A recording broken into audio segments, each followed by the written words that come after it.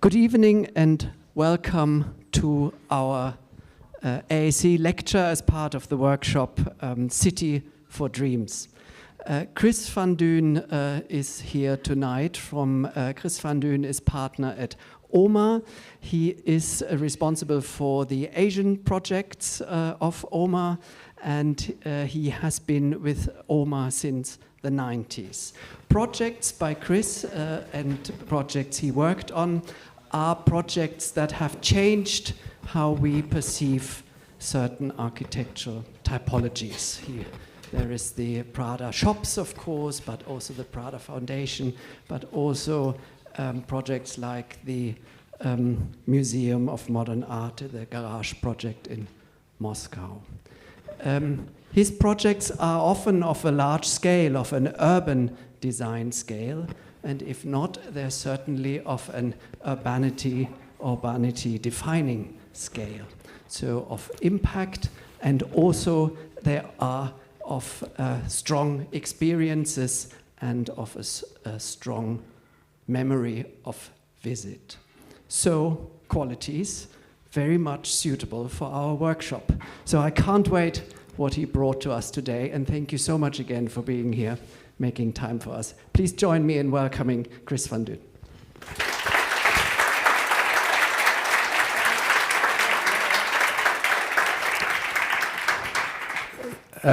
Thank you for these nice words.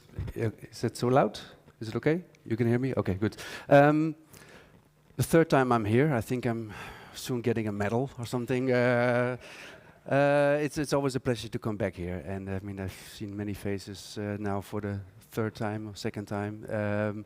Now briefed me that the subject in AAC this time is about regeneration of existing buildings, not per se preservation, but how to deal with existing buildings in a kind of way they, have another life. They have get the potential out of that, and so the subject was easy.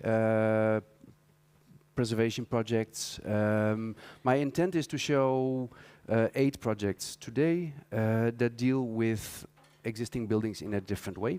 They're projects not only of mine, just in the office in general. And by explaining them, they're all very different in scale and program, but also in approach, how to deal with old and new, because that is something that I think in terms of architectural thinking is a bit lacking, a theory about how to deal with old and new in a kind of interesting way. So 8 projects, some a bit bigger, some a bit smaller. Some of them you may know, others you probably don't know. Of course you can ask me any questions afterwards. Okay, it works. I just wanted to start with a little introduction, because the subject of regeneration, preservation is a subject that has been becoming a bigger share in our portfolio over the last 20 years, perhaps. Like more than 10 years ago, we did a little exhibition on preservation, Chrono Chaos. This was in Venice, presented because we wanted to understand a little bit more about the background of preservation and how preservation developed in terms of thinking over the years. So we did some kind of analysis, some research. I mean, one of the maps, this is a bit older, but shows, for instance, the areas in the world that are preserved or have a preservation status. And you see that it's pretty much everywhere. It's also a lot. I mean, at the time, and this is more than 10 years ago, it was 3.5 times the size of India, part of the world that is, let's say, under a certain status of preservation or listing.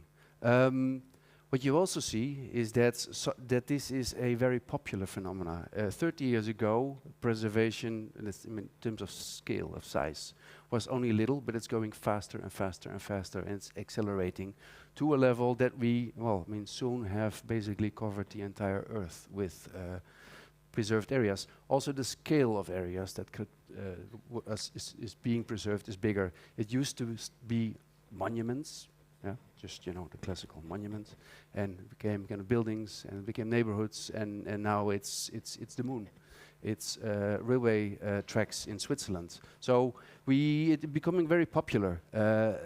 Also, the way of thinking, what do we need to preserve, has changed. I mean, preservation as a notion only really developed after the French Revolution, after Napoleon was kind of took out of function. Only in the 1900s it started, and only in 1882 there was the first, let's say, formalization of what should be preserved.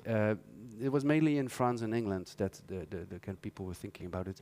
And at that time, it could only be older than, let's say, or the building or the monument should be older than 400 before Christ in order to be considered worth preserving.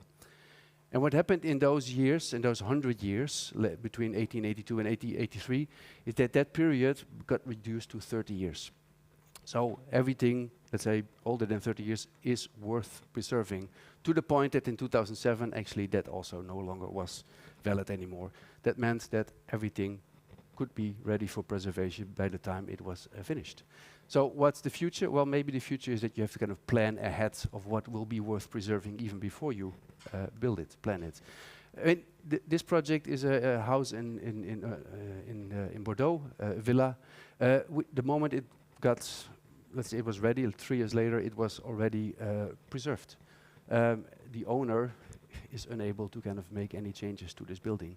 It's a paradox. Of course, it's a kind of nice if a building gets that status, but at the same time, this project is about changing in mobility, and at the same time, it becomes super static. So the other thing, so our parameters for preserving have changed.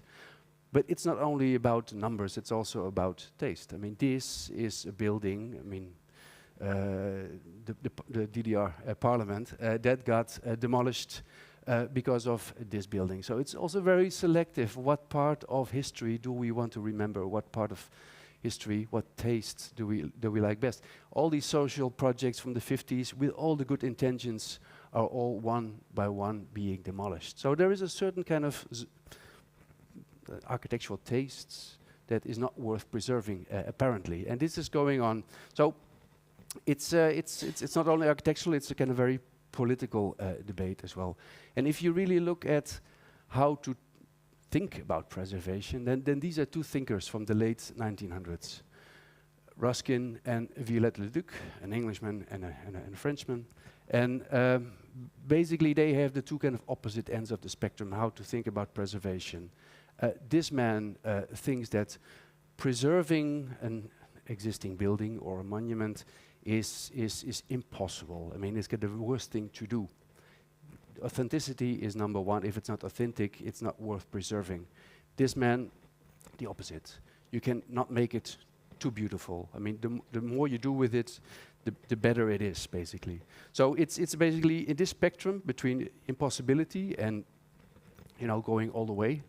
That's the spectrum that we are, let's say, dealing with.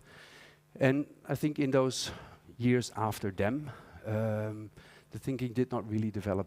There's really the preservation architects that do the preservation, technically skilled what to do, and there's architects doing new buildings. And I think now we are doing a little bit of both. Now it becomes interesting. But so far the two professions were very much separated. So what I did now is I will present 8 different projects chronologically, meaning from the oldest project, let's say existing building being the oldest project. This is a building in Venice, which is 800 years old. And I will gradually, let's say, end with a project that was only a few years old before we redeveloped it. So this is Venice. Well, you know this probably. This is the Rialto Bridge, and this project is, we call it Fondo. And it's a project with a long history, 800 years old. There was a few times fire. It got extended. It got torn down. Parts got demolished. It got transferred. So it was a whole history of 800 years to be discovered in this project. It used to be a building with an open square as a market. Actually, it was German merchants were kind of trading here with the Venetians. It became post office. It became office for the customs And then it was abandoned for 20 years, and it's in the center of Venice. It's right here. It's kind of really in the epicenter of shopping in Venice, and of course, such a building for 20 years being empty, that is painful. But it's also very difficult because there is, of course, where there's very few people still living in Venice, and there's a kind of fewer and fewer kind of normal shops. More and more tourists, there is that kind of tension between new commercial projects. Is it contributing to the people in Venice, or is it purely for the tourists? And that's a kind of very fine balance. So what I'm to say, this is how the project started.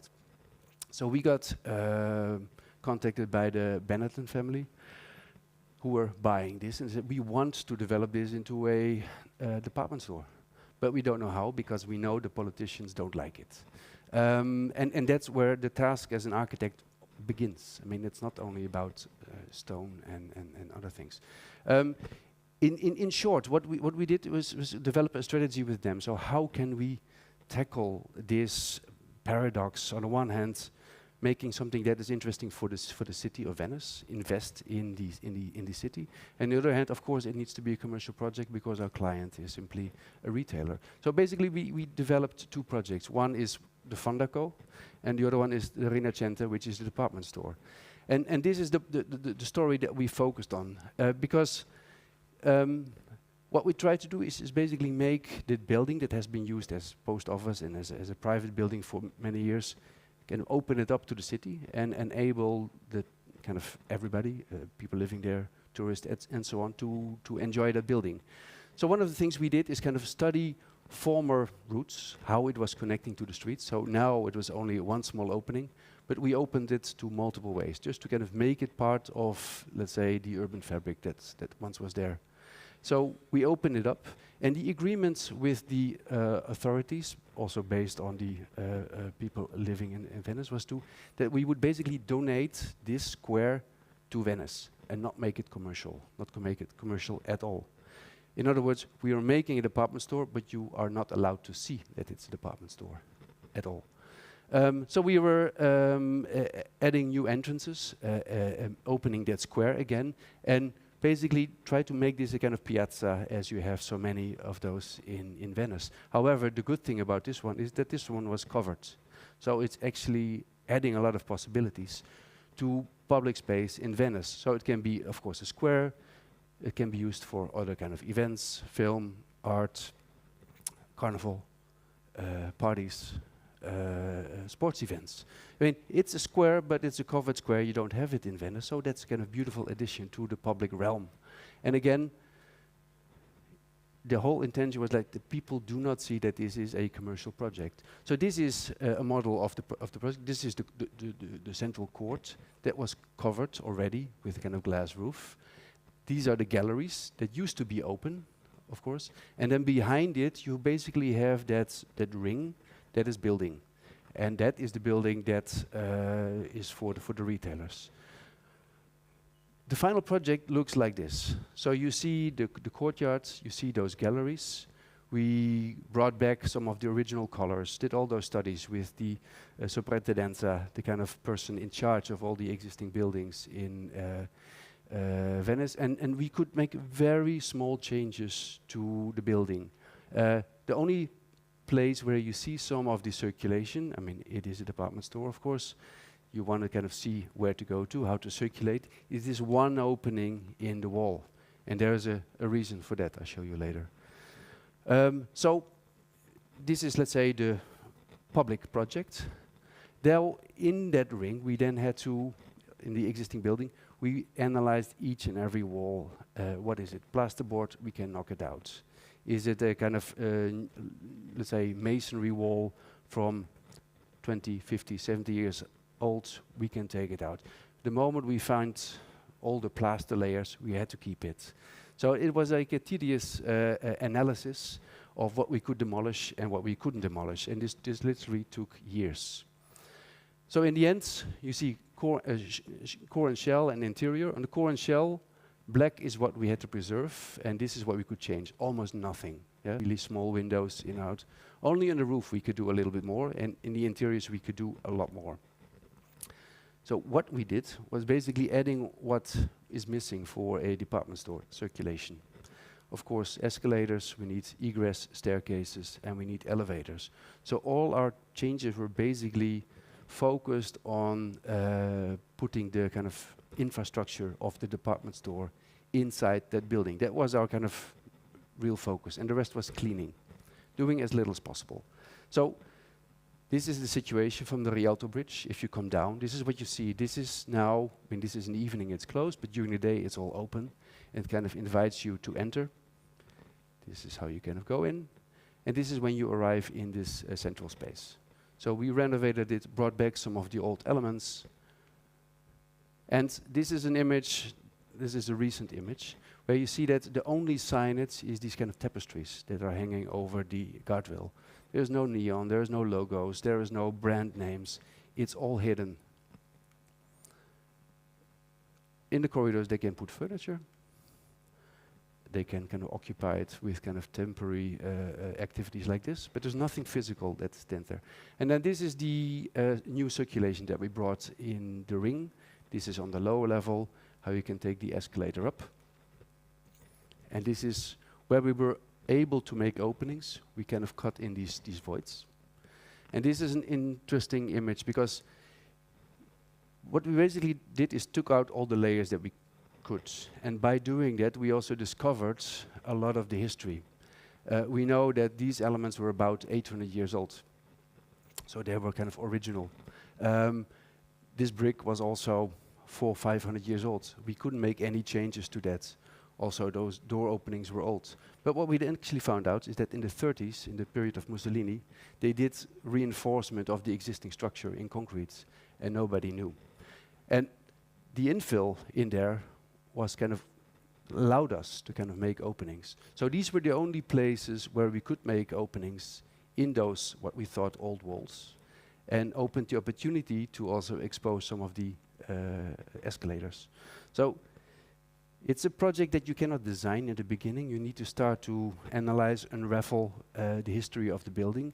And by doing so, you find opportunities. And that is a kind of a process that takes many, many years and takes a lot of negotiation and talking with the authorities. So from the escalator looking into the other direction, actually it looks very open. Yeah? So these are some of the other stairs that were brought in, elevators. And then above the courtyard, there was already a glass roof, but it was not in a very good condition. So we were able to change it, make it a new glass roof. This is when you look up. This is how you get up. And above that, there was a little kind of pavilion. It was a kind of space between the glass roof and the glass floor. And that looked like this. And that we found. But it was too low to use it. So as this was all added later and changed later until the 50s and the 60s, we were able to change it. So the only thing we did is to basically lift it up with 1.5 meters. Of course, reinforce the steel floor. And by doing so, we got this kind of roof pavilion as an additional space in the project. So that's this one. So the daylight filters down to the courtyard, and then there is this kind of glass roof. Of course, we can use it with blinds and use it as an exhibition space or for events. And the only other thing that we did is because you can get to this level, you can also get to the roof. So we added this long roof terrace, which is available for the public. So you can go all the way from the streets all the way to the roof and actually enjoy that view over Venice. And actually then you realize how rare it is to kind of get the opportunity to look over all these terracotta roofs, because Venice you usually know from either the very small alleys or from the water. Yeah, I thought this was nice.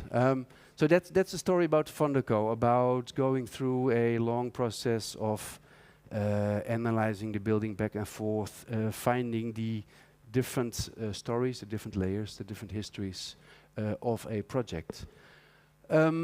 Another project that we've been working on, which was a competition with a developer in China, was this project Zang Garden, Zang Yuan.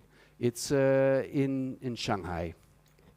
And this is the area as it was. It's shikumen houses. It's kind of there's more experts here in the room. I see.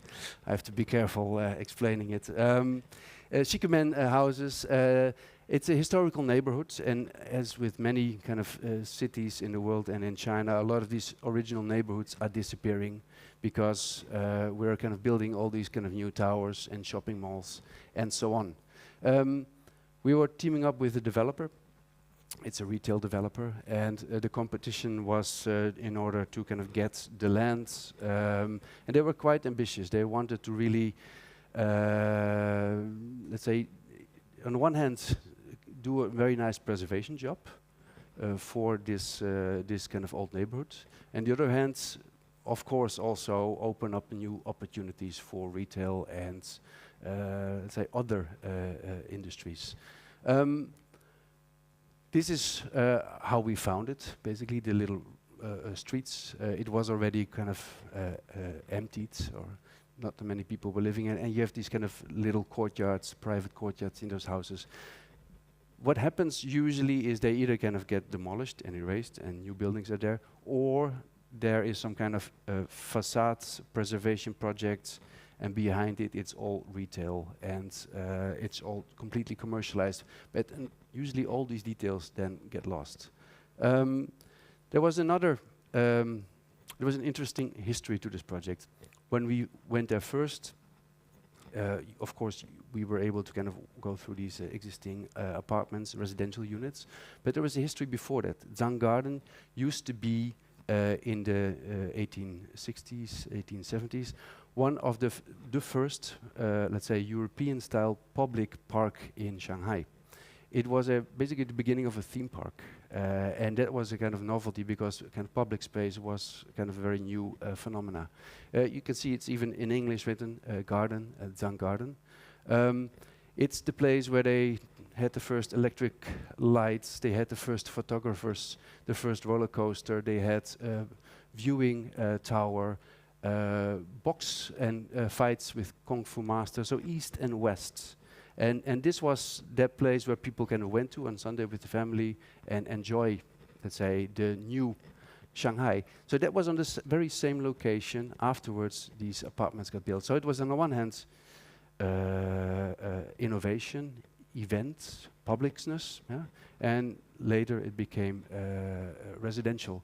So our project was basically struggling with, or try to work with that kind of paradox between, on the one hand, preservation, and the other hand, the history that was dealing with innovation, something that didn't exist before.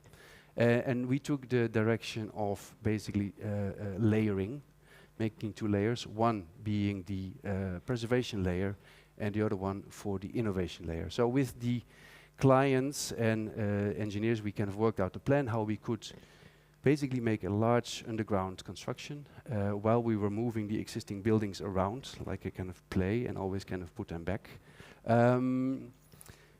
This is a section, so preservation above, innovation, and connect in between. So this is how it looked. Of course, we did an assessment. 80%, 85% of the buildings we could keep because they were interesting enough or good enough. Of course, there were some areas that were not interesting or not good enough, and that allowed us then to kind of do different programs. So it was about connecting it to the surroundings, adding main circulation, bringing in some open spaces for new program and for public space. And then looking at the different existing buildings and try to see how they could be used best. What we wanted to avoid as much as possible is shops, again, basically keeping only the facades and doing commercial program behind. So we kept it for apartments, for boutique hotels, for education, for a number of programs, just to try to keep it a kind of lively area and not a kind of monofunctional commercial development. So residential, some boutiques, of course, but also public program like a library. And of course, it's a possibility to kind of tell the history of the area by allowing accessibility to the public to some of those buildings. That's the layer above ground, preservation.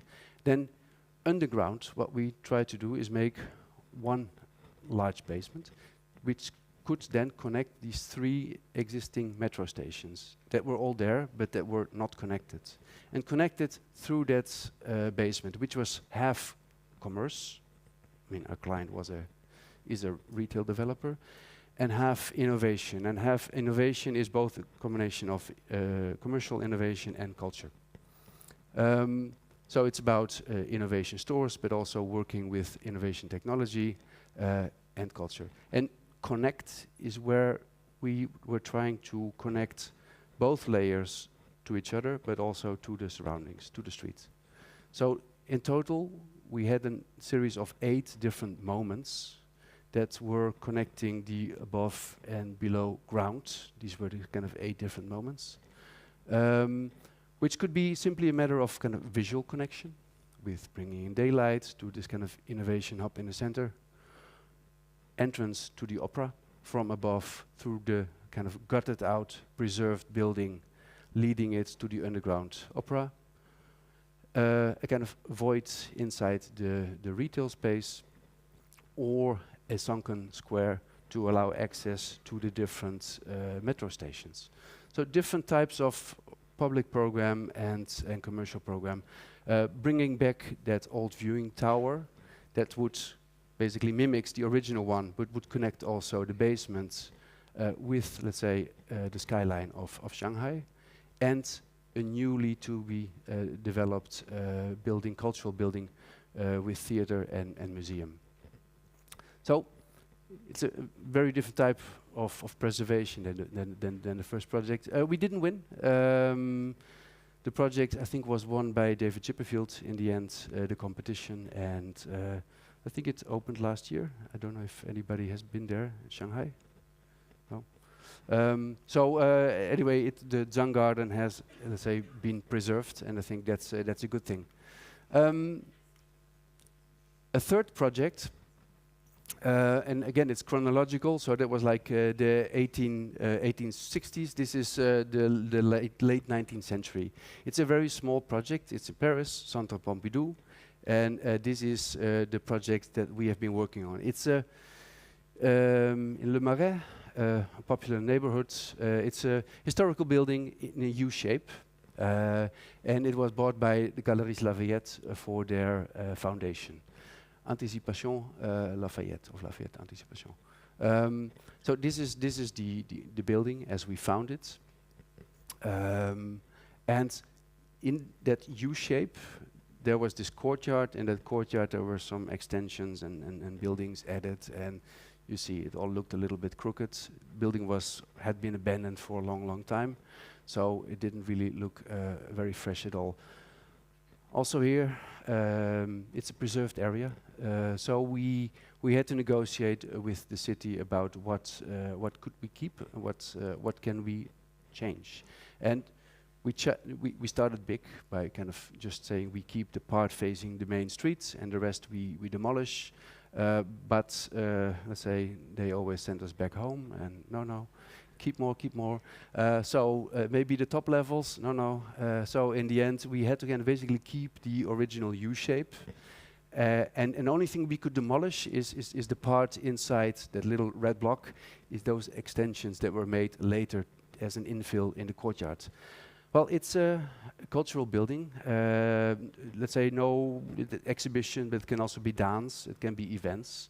And this kind of historical building is very beautiful, and it's a U-shaped plan, but it's also very limiting in terms of possibilities, because your width, your height are very limited, but also in circulation. In a U, you always have to kind of loop back to the center, so it doesn't really give you a lot of flexibility to for kind of larger scale objects or events. So we try to, let's say, take the maximum out of our potential addition, which was filling the courtyard. And so this is the model without any addition. This is just purely the U shape. And what we did was adding basically an elevator. And it's a steel structure, fitting perfectly within the courtyard. And the elevator consists out of 2 full platforms. So 2 platforms, but each of them has a larger part and a smaller part, and they can all function independently. And that means that we could, on various floors, make a connection, so that circulation can be, let's say, a ring circulation. But we can also move them up and down, meaning we can open it, create double, triple height space, or create some kind of cascade with mezzanines trickling up and down. So yeah, I mean, almost infinite amount of possibilities. Actually, it's 49. We drew them all out. So we started the project. So of course, part of it restoration of the old facade, bringing it back to its former glory. And then the work started inside, and also there, the further we were digging it out and taking things away, the more we found, and the more you have to, of course, adapt your project. So we went all the way down to the basement, and basically this type of stucco was the typical facades of the courtyard before, which we found, and the color, and we matched it all with the authorities, so they were also happy. So here we were kind of restoring and further kind of building it up again. And what we then did is build in this elevator. So that's the steel structure, and then the different platforms that were moving out. So this is the level of the courtyard on the outside. It can go actually down 1 level more. And then you see the existing building, because it's interiorized. We have those guardrails, so people kind of look down. But if the platform is up, the guardrail folds down, and basically you walk on it, and then it's flush. And these are some of the different heights. So you see a double height, a single height. It's staggered. This is in the other direction, facing the existing building. And this is in use. So at ground floor level, a single floor. In basement level, lifting it a little bit up, getting some daylight down. But it can also be events on the roof level, or a kind of double height exhibition space, or the kind of the big events, and then moving it up all the way to the roof. And then you have basically an arena. So a very, let's say, small addition, but enabling the existing building to do a lot more. It's basically complementing the existing building with the quality that it doesn't have. The third project, or this is the fourth, fourth, yeah, is a project for Prada. And I've been presenting this already before in this room also. And that was when it was just finished. Fondazione Prada is let's say, the foundation of the fashion brand Prada. They had been collecting arts from the early 90s, and basically did a lot of special shows where they invited artists to make a kind of a single piece of work for a certain space, but they were all super huge. So when they came to us, wait, no, I go back. We basically said, like, this is the area, this is an existing old distillery for some kind of Italian gin. We use it as a warehouse for everything, and we may start some kind of museum. Could you look what the potential would be of this site to be transformed in a museum? Those are, of course, the nicest projects because the client has no brief. They have a site. They basically ask you come up with some design, and well, the budget is enough. So, so we found this site at 10 existing buildings. Most of them were 10-meter wide, long spaces, but there were a few kind of special ones. This is what we called the haunted house, and there was kind of very large warehouse in the back, but all the rest was pretty much the same. And this building was basically in the middle of everything and was in a very bad state. So what we did is oh, now I go wrong direction, is make an assessment of each of the buildings, but also of the quality as a collection of buildings together. And then we decided to demolish, let's say, 1.5 building only. One was where we built the later tower, and one was a half of that central building I just showed. We wanted to keep one part. And by doing that, we liberated enough space in the center for a new addition. It's a project where, I mean, I started with that image of Ruskin and Violette Leduc about, let's say, preserving and pure preserving to making something new that goes beyond what it ever was. And what we tried in this project is to really cover the entire spectrum. Not make a project that was like old is old and new is new and they are kind of a contrast, but let's say all possible shades of old, new, new, old, old that looks new, new that looks old, reconstruction, etc., etc. The aim was not to, let's say, to look at individual buildings, but really look at the kind of the entire site and the potential of the entire site. So in the end, apart from demolishing these projects, these small buildings, we built a new tower, we built a new museum. It's the museum for the temporary exhibitions, because temporary exhibitions, when you exchange art with other museums, one of the most important criteria are the insurances. In order to leave the existing buildings as much as possible as they are, you will never get to the right level of humidity control and security, etc., etc. So a special building was needed. That was this one, and the same counts for the tower. That's not for the traveling exhibitions, but for their private collection. And all the other buildings, we did a very opportunistic approach. And I mean, working with such buildings is like, you know, working with an existing painting, and you kind of add something, and you take something out, and gradually you change it, but you can almost, because it already exists, very much sense what the impact will be of every change that you do.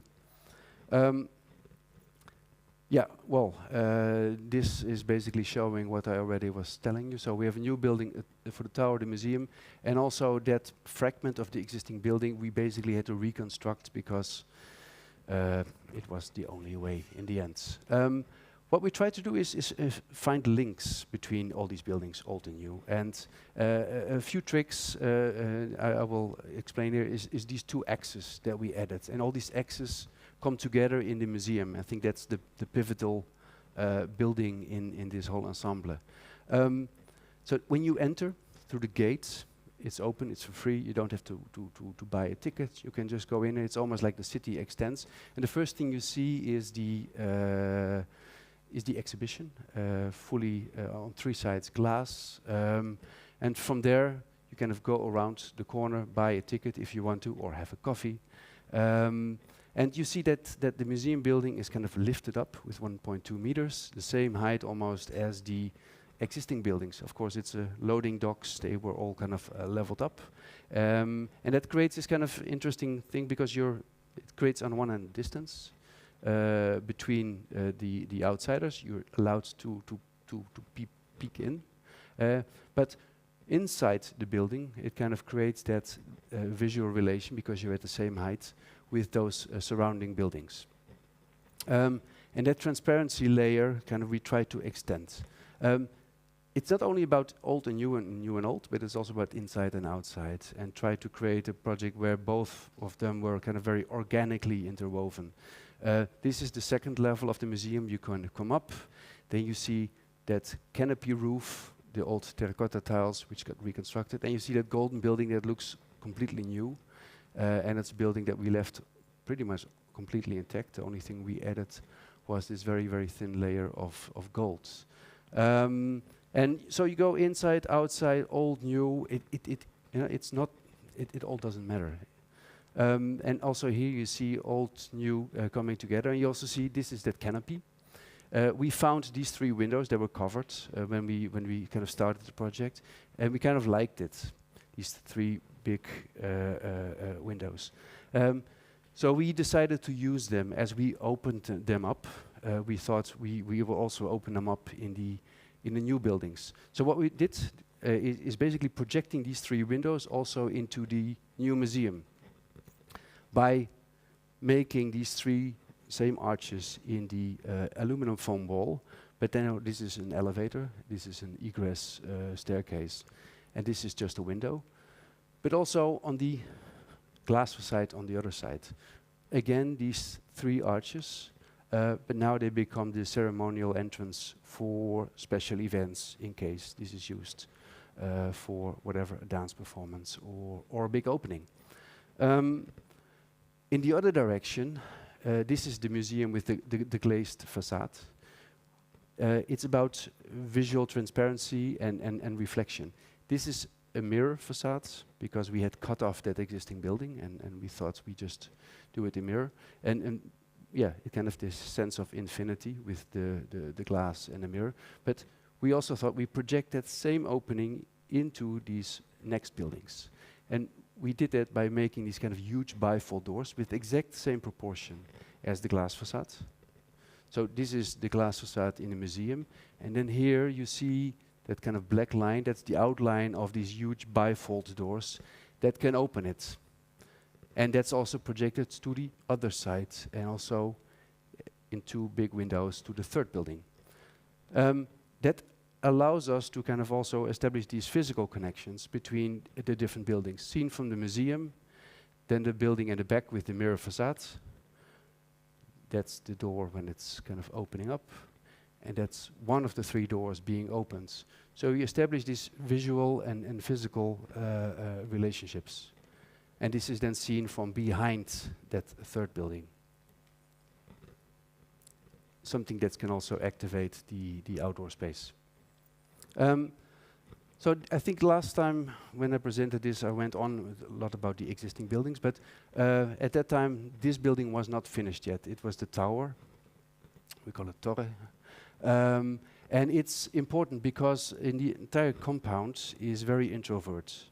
There's a gate, and then basically all walls around it. So when you walk on the sidewalk, you don't really see what is happening inside. So as we demolished a small existing building, it allowed us to create a new project there that is facing the city center. So the city center of Milan is that direction. That's where you have the Duomo and everything else. And what we wanted is to have one component, at least in the museum, that addresses the city and also presents its activities. So conceptually what we wanted to do is basically make a tower every year, 1 artwork, every year one floor, and just build it up to, until, say, we couldn't do that anymore, but of course too many practical issues with that. So in the end we decided to build a tower with 10 floors. 10 floors for 10 installations that were kind of developed specifically for the Prada Foundation over all those years. And that's the story of the white box, because museums like industrial buildings because they don't compete with art, and they're like white boxes because they're easy to control. But as the building was also supposed to reflect what was happening inside the museum, of course we wanted to add transparency to it. So we developed this project basically with 3 parameters. And 10 floors, we said, but we wanted each of the galleries to be different because different artworks, different scales. It couldn't be one uniform gallery space. So we took the floor plan, which is this triangle, a few times, but also once we were high enough, we were cantilevering over the road, made it a rectangular plan where we could, because of course that's more efficient, it's better to use. So that's one parameter, change of floor plan. The other one is the height. We started with 2.7 meter for the toilets. You don't need that much. And we'd have the tallest space on the top, the grandest gesture with the biggest view. And the third one was the structural principle, namely every alternating floor had a structural concrete facade, liberating the next facades to be completely open. It's basically stacking closed walls on top of each other. And by doing that, we generated this slightly bizarre geometry, but making it a very kind of sculptural tower. Everything is cast in white concrete, inside, outside. It kind of fluently continues. So you see also the interior ceilings are all the same white concrete as the facades. And the only other material is glass. And this is seen from, let's say, the other side of the railway tracks. And this is what you see when you kind of arrive from the city center. So you actually get to see the activities, the art, the exhibitions that are ongoing in this project. From the compound, it's a kind of much simpler geometry. It's open, closed, open, closed. And from the other side, it has this kind of more dynamic shape. The back side, I mean, the building has the same width as this existing building, which is the kind of big warehouse with the kind of tallest spaces, the largest roof. We basically took the same width and wrapped it up. And on the back side, you see that those elements. This element is structural because we had those floors cantilevering over the road. There was, of course, the danger of falling over. Very narrow floor plan, so we had to tie it back. So we had that white concrete elements punching through the roof of the existing building. And inside that, we made a large freight elevator. It's the only kind of public elevator in the project. And it's a combination for, let's say, art, freight, and people mover. And then here we have this basically shadow of this structural element is an opening for daylight to the stairs. That's here. This is inside the staircase, and you get a view to the surroundings. And this is the elevator that's moving up in this steel structure, cutting through the concrete tube. And this is how it then ends inside this existing building. So you see that structural element punched in. You can enter it. It's basically a vertical gallery space, looking up 60 meters into the sky. And then this is where the elevator then ends. The elevator has two sides. One is clad in stone. From there you can enter the gallery. And these are the galleries. So this is the kind of triangular floor plan. This is relatively low, I think 3.5 meter, 3.7 meter, with the view to the city. This is without view to the city, but view to the compound, a little bit taller. And this is again taller, rectangular plan with view. So every small change of the parameter allows the space to be kind of used in a different way. And yeah, this is the kind of final composition of old and new, and old new, and new old, and basically everything in the middle. The next project I want to show is Columbia Circle. It's again in Shanghai. It's a project, basically, the oldest buildings are from the 1920s. And when we went there first time, it was I think in 2017, it was completely, it had been completely isolated since, let's say, those years. It was always private. There was one fence, one opening there, and that was it. And then when we kind of entered, it was as if the time had stood still. The history is that because it was so isolated, it would more or less develop independently of what was happening around this area. Initially, it was a country club for Americans in the 1920s, so private. Afterwards, it was, after 1948, it was a biological institute. And that also meant that no visitors were allowed. And that was the case from then the 1948 all the way to the late 90s or the early 2000s. And then it was abandoned. The clients wanted to demolish everything except for the three oldest buildings, which is this pool building, the clubhouse, and a villa that was once owned by Sunke.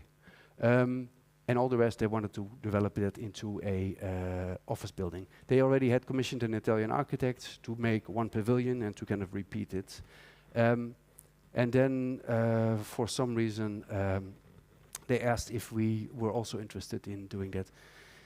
Our approach was actually different. We liked to at least, let's say, keep some of the existing buildings and see what we can do with it.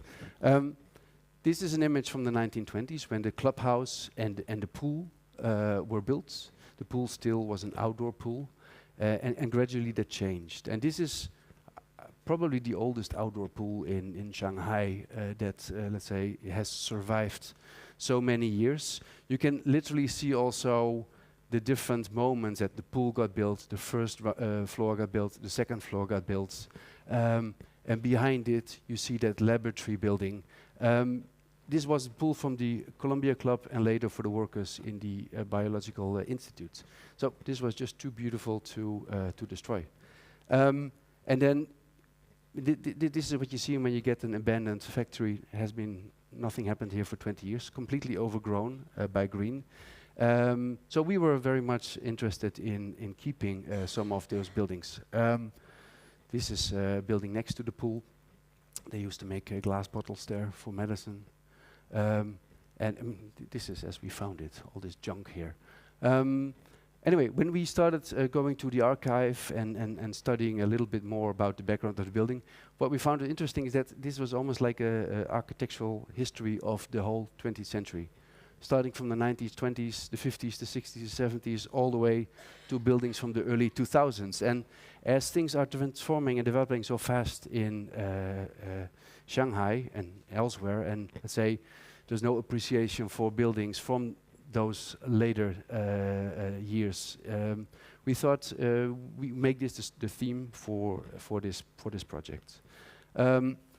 So this is an analysis of which buildings are from what age, and we then decided to clean. I mean, a lot of kind of illegal buildings that we found that had no permit whatsoever, so it would be impossible to redevelop those.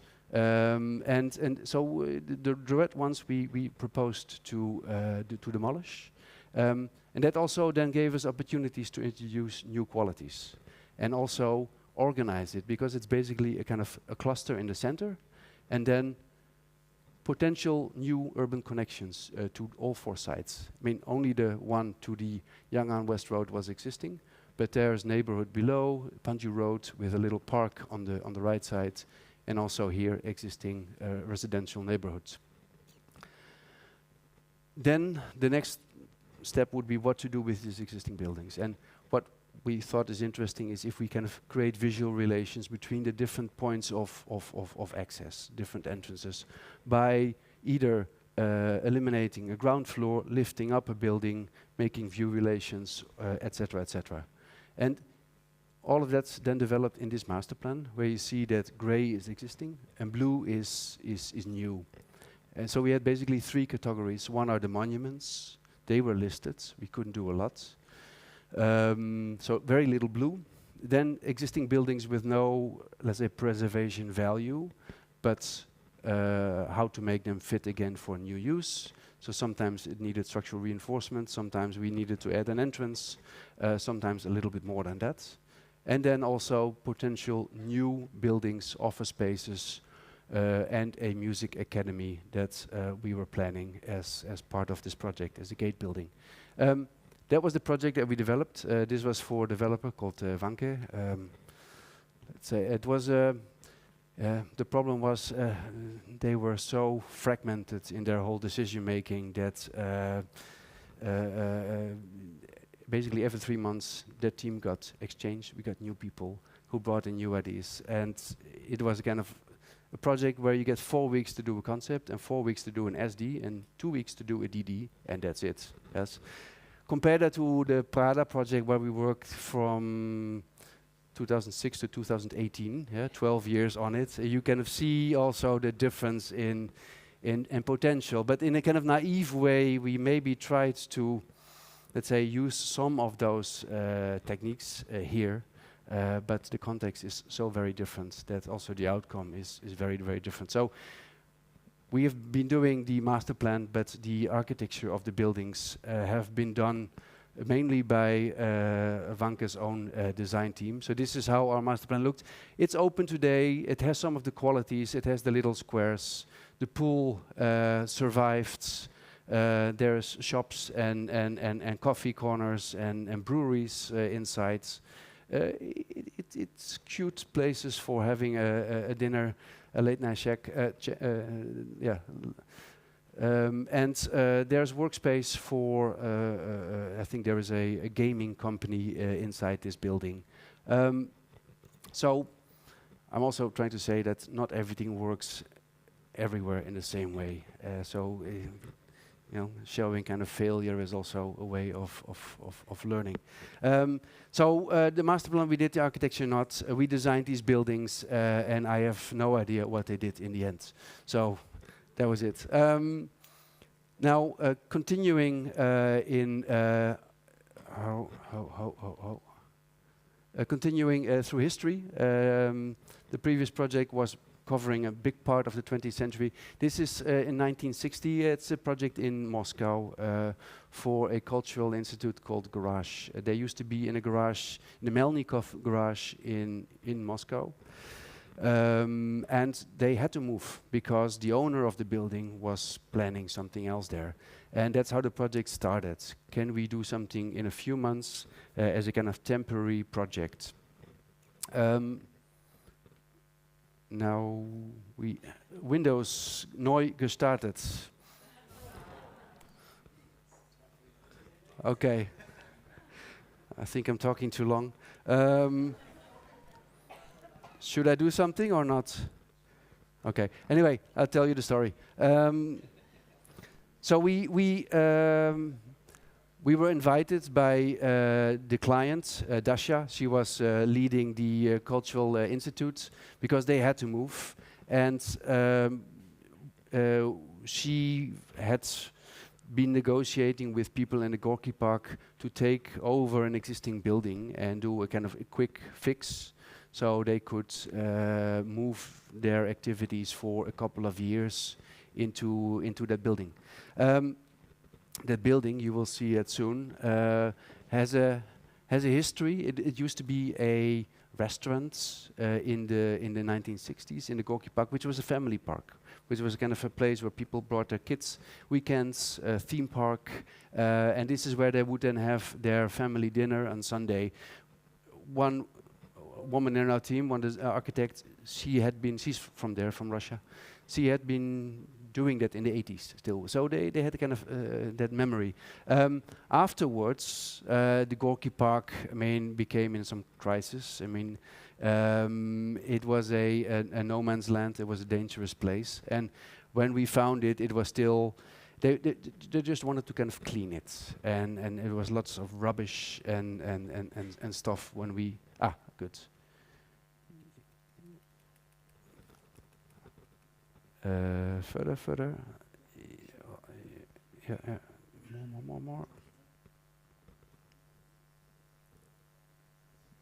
More. Getting there. Okay. Yo. Now you go too fast. It's here. Yes.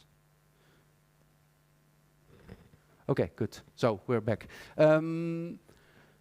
That's the background of this project, a quick fix, a temporary building.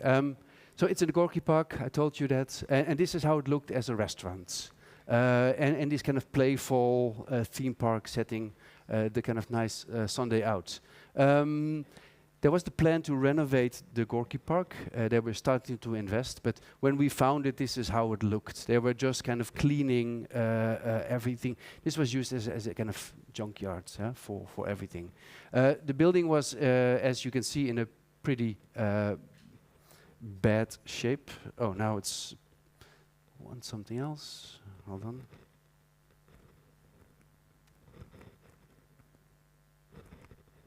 Does it work?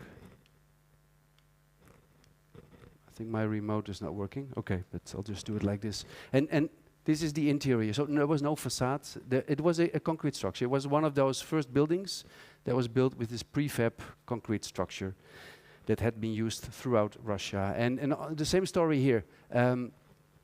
They had no interest in preserving this building, but because it was a temporary building, a quick fix, we obviously kind of had to kind of use it.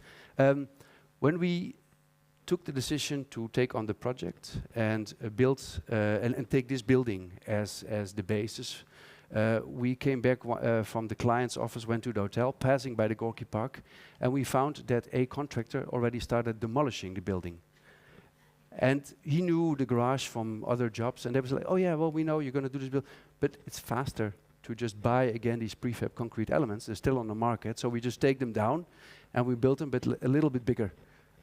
So we had to kind of call the client, say to stop the contractor, but it kind of demonstrates the kind of culture of preservation that is very different in Moscow in that period from our understanding of preservation. But I mean, there's something beautiful about it. You see these murals, those mosaics with those kind of Soviet graphics on it.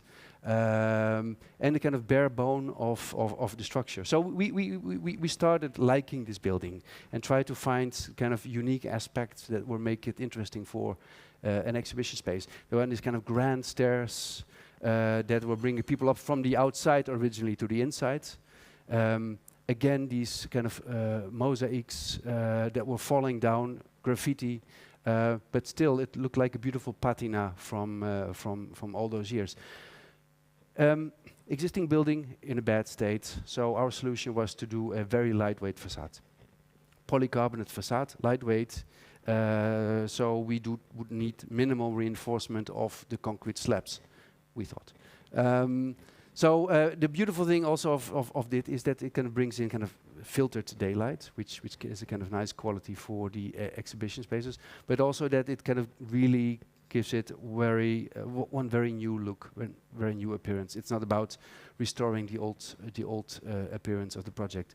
You also see the kind of main entrance that we designed here. So this is that polycarbonate facade. We added also a mezzanine in there. You can see those steps leading up to a new mezzanine. And that's the facade. The facade is basically a double skin. It was, I think, 90 centimeters wide. We did that first of all to get a better performance of the facade for the polycarbonate. It can be cold in Moscow. But also to use it for all the MAP. So in order to keep the concrete deck exposed and not put too much junk in the ceiling, we did all the air conditioning, all the air handling, and all, let's say, sprinklers and everything you have to fit in somewhere in this facade zone. So it's kind of a way to expose the existing structure more pure, and at the same time still provides high-level conditioning and kind of good conditioned spaces. So this is then the inside when you have entered, the steps to the new mezzanine and that filtered daylight, and other than that, rather calm, exposed concrete ceiling. We of course cleaned the tiles. We brought people from Italy who are experts in preservation to have all those Soviet tiles and glue them back on as if it was a kind of a very old cathedral. Removed the graffiti from it, but it kind of tells kind of a part of the history of the project. Then at the entrance, we wanted to, of course, make clear where the entrance is, make a gesture. We had proposed to kind of make these kind of large operable doors on either side that could be opened during opening hours to attract people, and also make a floor that kind of moves up and down depending on the need. So you can have large installations at the main entrance to have larger installations because the rest of the project had a kind of consistent floor-to-floor height. So that's the entrance. Then this is the new mezzanine with auditorium and some other kind of amenities. And this is how we kind of reuse the existing staircases and the mosaic, which is used also for events. And this is the double height space at the entrance where we kind of took out a small part of the floor and some of the gallery spaces with the daylight from the sides. So quite simple, quite pure. Then the existing walls that we cleaned, we thought is a kind of very interesting part of telling also the history, which could be very nice also for art to be exhibited. And the thing is that the curators are quite conservative usually. So they like these white walls for art to not compete. We like to challenge the curators, but at the end of the day, we wanted to make something that works for both. So they would not put white plasterboard in front of the wall. So we did now a folding system where we have white panels that can fold to the ceiling. Then we expose the wall, or we fold it back and then the curators can hang their art on a white background if they like to do so. So that's basically the panel. So that's working with an existing building opportunistically, not preserved at all initially, but as we were working, the government was also developing some guidelines for that. Very interesting. This is another project which looks in a way similar to the one in Moscow. This is in Houston, but this is a listed building. It's also from the 60s, and it's to be preserved. We were not allowed to change anything on the facades. It's a logistics center for the US Post. So big trucks going in, bringing the mail every day. The main quality of this project is that it's located near a lot of infrastructure, and it has a good exposure. And the other quality is it's a very neutral grid, very stable, sturdy. So I mean, you don't need to reinforce anything to the concrete. So it's flexible, but it has not a lot of charm, let's say. Our first idea was to make this a building that would be activated during the day, during the morning, the afternoon, the evening. A different program, culture, food, work, and events. And connect it to downtown Houston, which is very nearby. So that's, let's say, location with all the infrastructure, of course, is ideal for that, and you have no neighbors. We could make very small interventions, so we tried to do them as little as possible. So the only thing we did is kind of literally carve out 4 double height spaces. So we took out, we made 4 atriums. We had to keep the facade. We could only make, let's say, smallest changes to that. And other than that, the project is super simple. 4 double height spaces, each activating 1 program. Culture, food, work, and nightlife events. And each of them has one space that is kind of the main entrance, but also the activator of the space. On top, we have a roof garden. And to activate each of those atriums, we had 1 stair design that was bespoke. So you see here, this is the kind of the zigzag stairs. This is for the co-working space, but also, let's say, small pop-up events can happen. This is for the food market, little stalls, food courts. So this is quite active during lunch and evening hours, almost like a big chandelier, bringing people to the roof. And this is the cultural courtyard, which is for galleries, for the creative industry, but also for events. So the zigzag staircase also brings you all the way to the roof. It changes during the day, so in the evening it can be used for events, small-scale music events, for instance.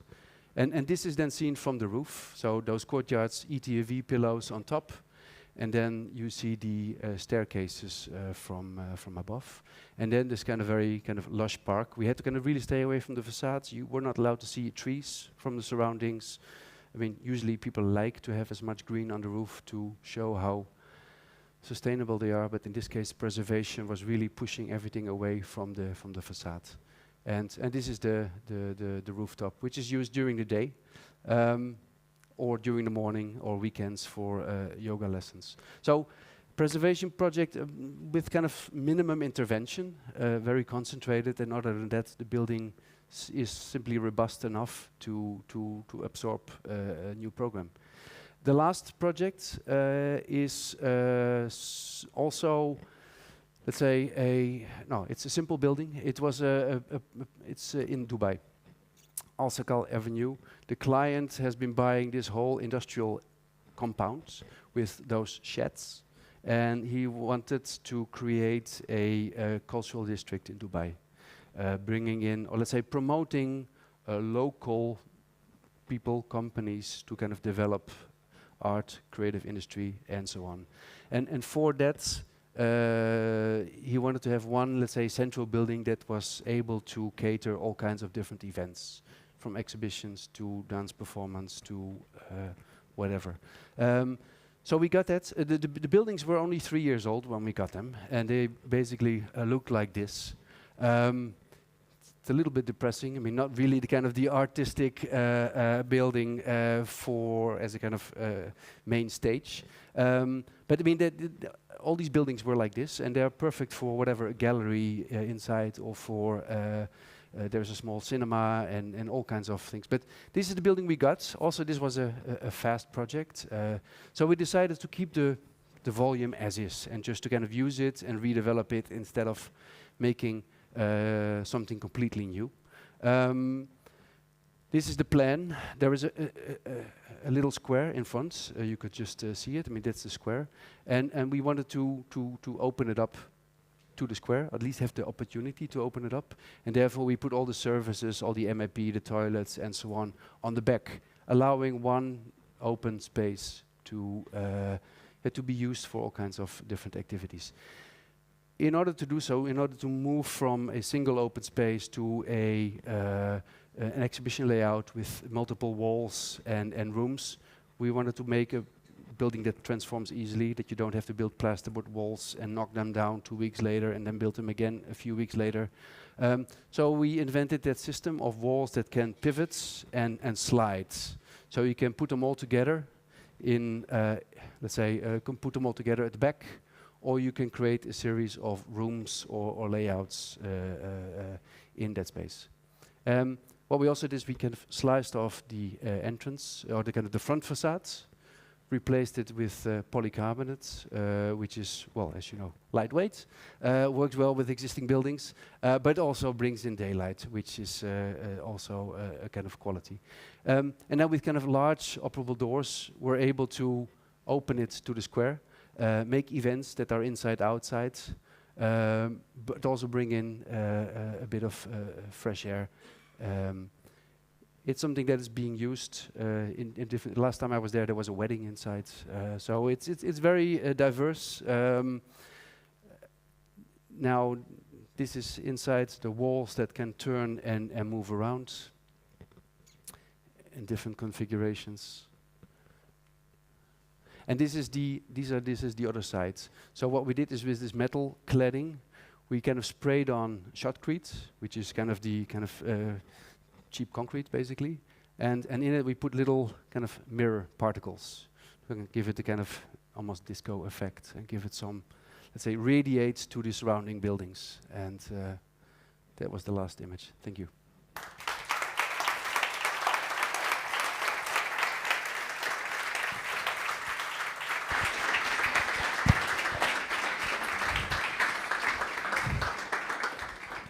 Thank you very much for these insights into all these different strategies. During the workshop, we are looking for 4 different strategies. Here, you presented us already with 8, so easy. Are there any questions?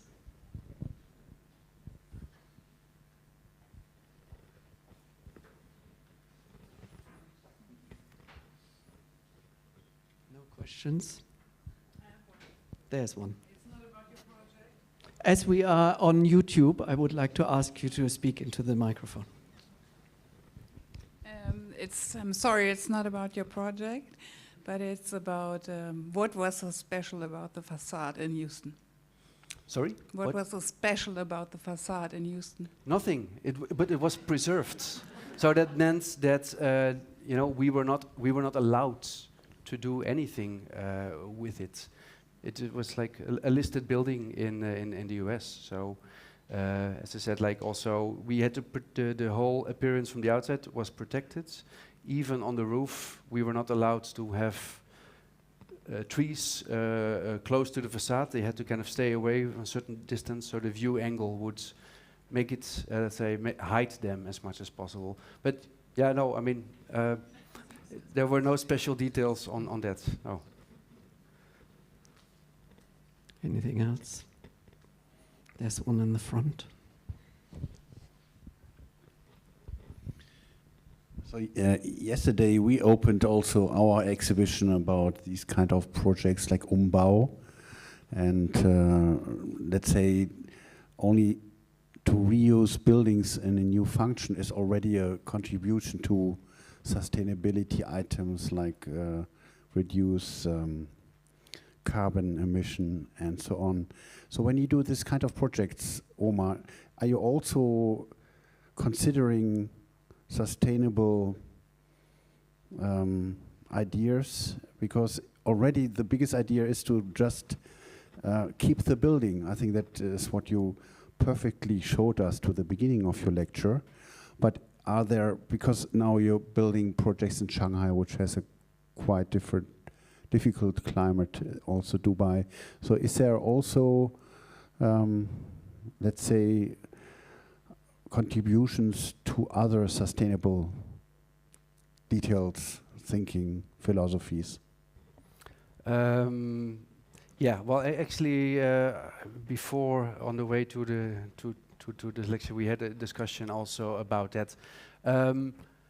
In a lot of projects, start with the kind of requirements to kind of preserve things, of course. So I mean, sometimes it's not even a debate whether you do it or not. But we have, also in other projects, been promoting not to build, but actually to reuse building. For the Hermitage in St. Petersburg, we did also a project where they had initially proposed to make a kind of a new annex to their projects. Well, now that is one of the largest museums in the world. If you look at square meters, if there's something they don't need, is more square meters. The problem is they had a lot of square meters that were unusable, or they thought were, let's say, almost unusable. So instead of, let's say, accepting to join a competition to do a new project, we had proposed to, why don't we take a really good look at your existing buildings and define, which areas we could then make better use of by making kind of small interventions.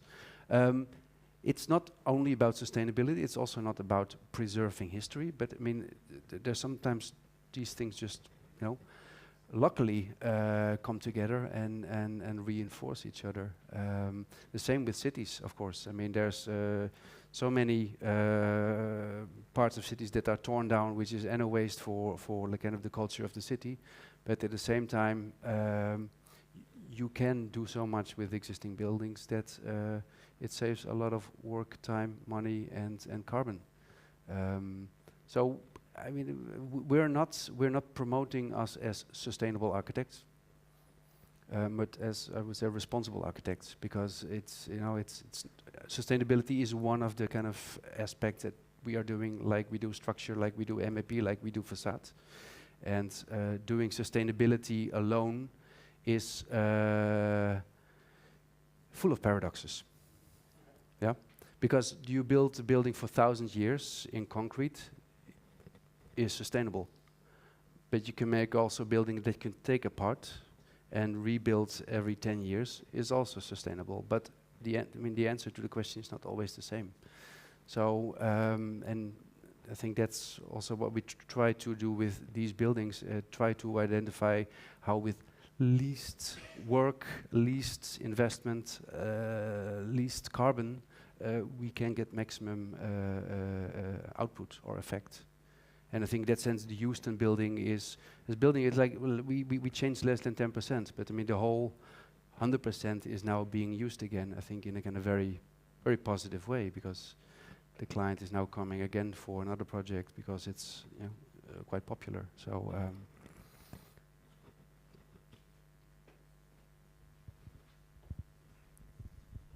You had shown us projects from different cultures in different corners of the world. You just mentioned a very similar approach from your office for most of these. But is there something that you encounter out of the existing structures that is somehow a repetitive issue that you encounter more or less every time? And the second stage of this question would be, how do you see the client or the society react to these existing things in different corners of the world? Yeah, I think the first association clients have with existing buildings is that it's cheaper and simpler to redevelop an existing building, and it takes more time. Yeah, there is more risk in many ways in it, because the design you need to kind of constantly update, and it's also not per se cheaper and faster in the end. So I think that's a thing that we like with every client and project we're dealing with. And I think for us, therefore, the Prada project was very interesting because we had 10 buildings in the same compound that we had to work with, and each of them looked the same at the beginning. But at the end, all of them have a different combination of tricks and techniques to keep them upright or to reinforce them. And in that sense, it was a kind of really good learning aspect, because we also started with the kind of idea that, the existing buildings, we keep as much as possible, and we do all the work to kind of keep those walls up because they're so precious, even if to make a new basement. At the end of the day, sometimes it was, we had to demolish a whole part, and we just reconstructed as if it looks old. And yeah, I think for us this was also part where we kind of moved away from that notion that authenticity is the only way, the only value that you have to basically keep fighting for when you kind of redevelop a project. I think at the end of the day, it doesn't make any difference to the way the project is perceived, but it was the most rational solution to demolish some of the buildings and therefore be able to easier make a much better foundation for the neighboring buildings or basement. So I think it's usually thought as a quick fix. Moscow, simple. We take an existing building, 3 months later we're finished. Well, the project took 2 years and a lot of time and money. So in the end, it became the permanent building also because they were running out of time and money. So I think that is something that is you can see throughout all the projects and regions. And I think obviously we in Europe and well, partly the US, but mainly Europe, we have a lot of history, a lot of cities. Some countries don't do anything else than redeveloping. So we are kind of, I think we have a lot of expertise. In Asia, it's more difficult to get people interested in it, to get people interested in investing in it. That's only kind of beginning. I mean, in China, there's kind of some larger projects on the way, but other parts in Southeast Asia, it's almost not an issue at all at this moment. So, yeah, still some work to do.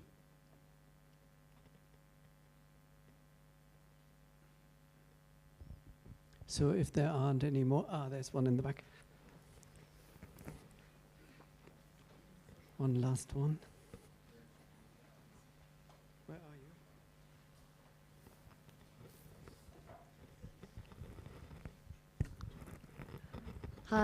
Hi. Thank you so much for the lecture. I just had a question about sort of at the beginning you introduced the Allison and Peter Smithson kind of like projects, like the social housing projects that aren't kind of considered worth preserving. And I just wondered if when you're starting a preservation project, whether you do any kind of public engagement or consultation or workshops like the AAC that we're in to kind of understand the general feeling in a local community towards the kind of buildings that you're working with. From the project that I've presented, that was not so much happening.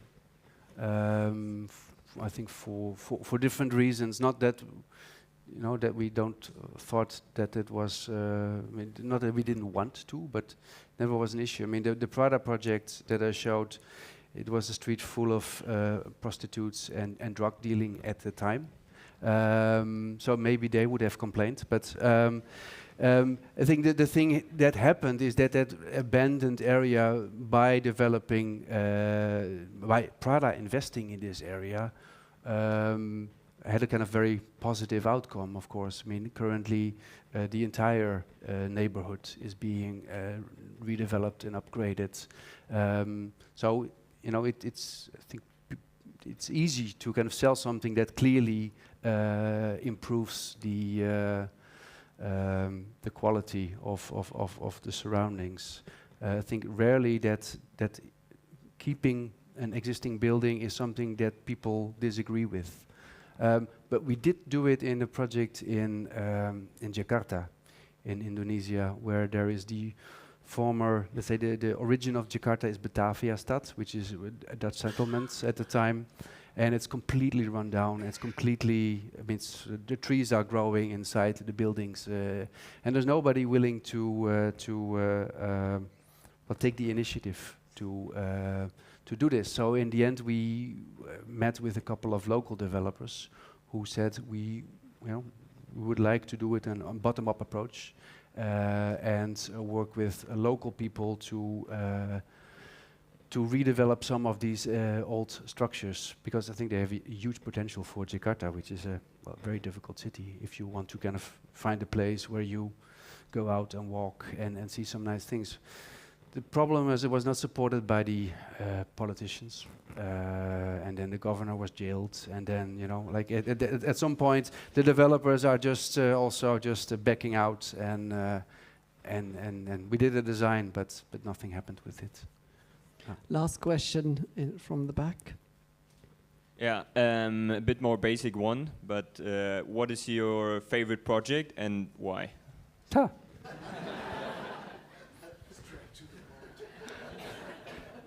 Well, I could say the project I like presenting most, or have presented most over the last years, is the Prada project, simply because I spent 12 years of my life working on it. And it was this project that started, completely open without any specific program. It was up to us to convince the client that it was worthwhile doing a museum at all there. And once they bought in, I mean, there was only so much enthusiasm in a client like Prada, a creative client. I mean, that's kind of very nice combination. So nothing against all the other clients and projects, but I mean, there was I think, once in a lifetime project. You sometimes have them, and you kind of know also when it's such a project. So I think my honest and clear answer. Please invite us.